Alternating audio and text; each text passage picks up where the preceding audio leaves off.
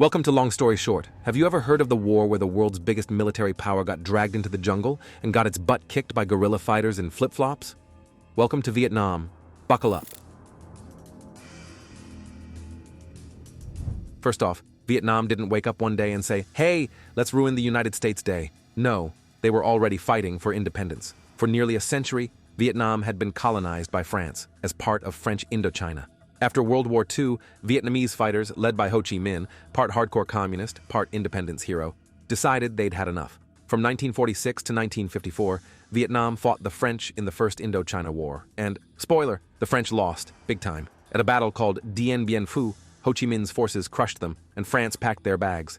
But instead of independence, Vietnam got divided. North Vietnam was run by Ho Chi Minh and his communist government. South Vietnam was backed by the United States, who were terrified of communism spreading like bad TikTok trends across Asia. This was the Cold War, and the Americans believed in the famous domino theory. If Vietnam fell, the rest of Southeast Asia would follow. At first, the US didn't invade Vietnam so much as slide into it, slowly, awkwardly, and with increasing commitment. In the 1950s, after the French had been kicked out, America stepped in like, okay, we'll help prop up the South Vietnamese government, support democracy, fight communism, the usual Cold War checklist. So Uncle Sam started by sending advisors. Sounds harmless, right? Just a few thousand military folks to train South Vietnamese troops. Totally low-key. But this wasn't just a friendly exchange program. These advisors were helping direct combat operations, set strategy, and get South Vietnam's military in fighting shape. The US wasn't officially at war, but the boots were on the ground. Then came 1964, and something called the Gulf of Tonkin Incident. Here's the short version. 2 U.S. Navy destroyers were patrolling off the coast of North Vietnam. On August 2nd, one of them, the USS Maddox, claimed it was attacked by North Vietnamese torpedo boats. Shots were fired, nothing sunk, and no Americans were hurt, but tensions flared.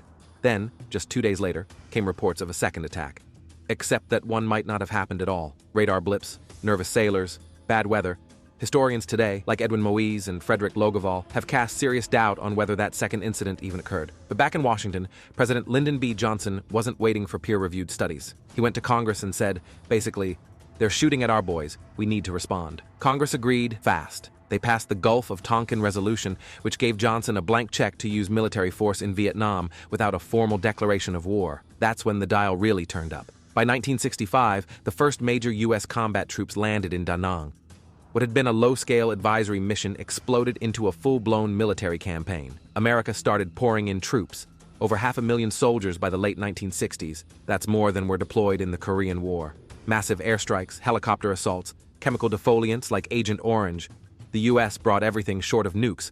And the mindset in Washington? We're the most advanced military on Earth. We've got helicopters, jet fighters, high-tech gear, napalm, and Hollywood swagger. This'll be quick.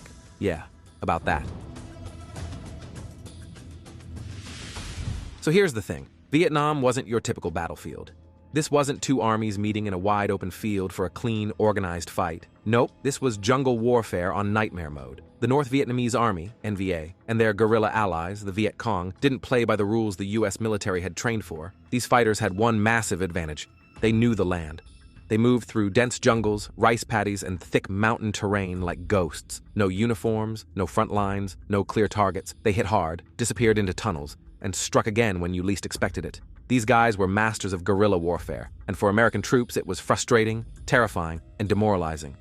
You could be walking through a village, hand out candy to a kid, and 10 minutes later, boom, a landmine goes off. Traps were everywhere, hidden spikes in the ground, tripwire grenades, snipers hidden in trees. You couldn't even trust the ground beneath your feet. To deal with this, the US tried to make the jungle go away, literally.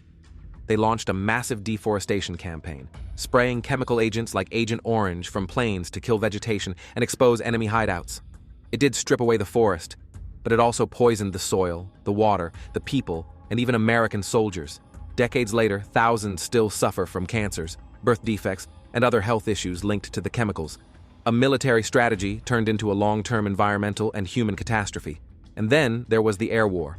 Operation Rolling Thunder, launched in 1965, was the U.S. answer to the hit-and-run chaos on the ground. The goal? Bomb North Vietnam into submission. The U.S. dropped over 7 million tons of explosives during the war, more than it used in all of World War II. Cities, supply lines, jungle trails, nothing was off limits.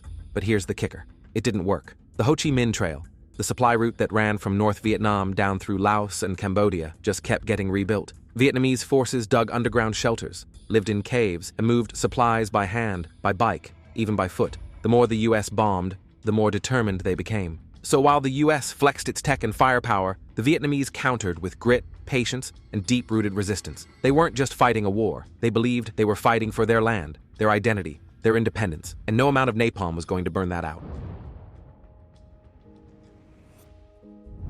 While soldiers were sweating it out in the jungles of Vietnam, Americans back home were experiencing something totally new in warfare.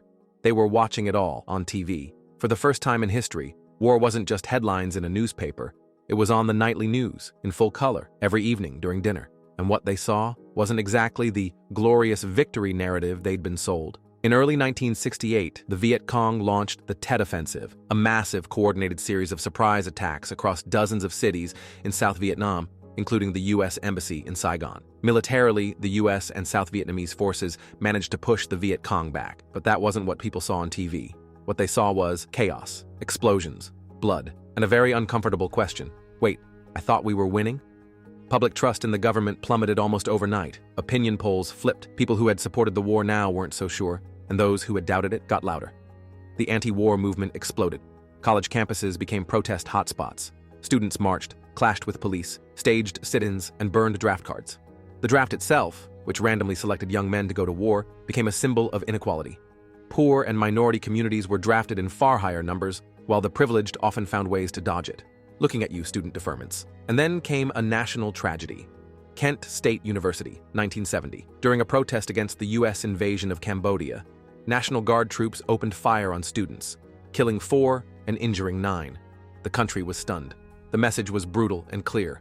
This war was now tearing the U.S. apart. Meanwhile, culture turned against the war too. Musicians, actors, artists, even late-night comedians joined the resistance. Bob Dylan, Joan Baez, and John Lennon sang protest anthems. Films and plays started depicting soldiers as disillusioned, not heroic. A whole generation was saying, "We're done." By the early 70s, support for the war was circling the drain, and Washington knew it. Politicians started shifting their tone, spinning for peace, or flat out denying how bad it really was. But for many Americans, the damage was done. Not just in Vietnam, but in their trust toward the people running the show. By the early 70s, President Nixon had to deal with an awkward truth. The United States was stuck in a war nobody wanted to be in anymore. His exit strategy was called Vietnamization, which in plain English meant, we'll train and equip the South Vietnamese army so they can do the fighting, and we can quietly sneak out the back door. Make it look like a strategic shift, not a retreat. Kind of like when you say you're leaving the party early, but really, you just want to ghost. But behind that tidy plan, Nixon was also making some very messy moves. Between 1969 and 1973, the U.S. secretly expanded the war into neighboring Cambodia and Laos, launching thousands of bombing raids against supposed Viet Cong hideouts. This escalation not only destabilized those countries, but also helped set the stage for brutal regimes like the Khmer Rouge in Cambodia, which would lead to horrific consequences later on. Back in Vietnam, things weren't exactly improving. Despite years of training and billions of dollars in aid, the South Vietnamese forces just couldn't hold the line without direct American military support. Corruption, poor leadership, and low morale didn't help. Many soldiers were underpaid, under-equipped, and completely disillusioned. In 1973, the U.S. finally signed the Paris Peace Accords, officially ending direct American involvement. Combat troops were withdrawn, and for a moment, it looked like maybe, just maybe, peace might hold. But 2 years later, in 1975, North Vietnam launched a full-scale final offensive. It wasn't a surprise attack. They'd been preparing for it. South Vietnamese defenses crumbled quickly, and within weeks, the North was closing in on Saigon. And then came one of the most iconic images of the 20th century. Helicopters lifting off from the rooftop of the U.S. Embassy in Saigon, evacuating the last remaining American personnel and some desperate South Vietnamese allies. It was chaos. Lines of people begging for seats, embassy staff burning documents, and a whole country collapsing in real time. And just like that, the United States, the most powerful military in the world, had lost a war it was never supposed to lose. Vietnam wasn't just a Cold War battle. It was a political mess, a military nightmare, and a cultural earthquake that changed both the United States and Vietnam forever. And it left a lasting lesson. Though, whether anyone learned it? Well, history's still working on that. Thanks for watching. If you liked this video, don't forget to give it a like and subscribe for more content.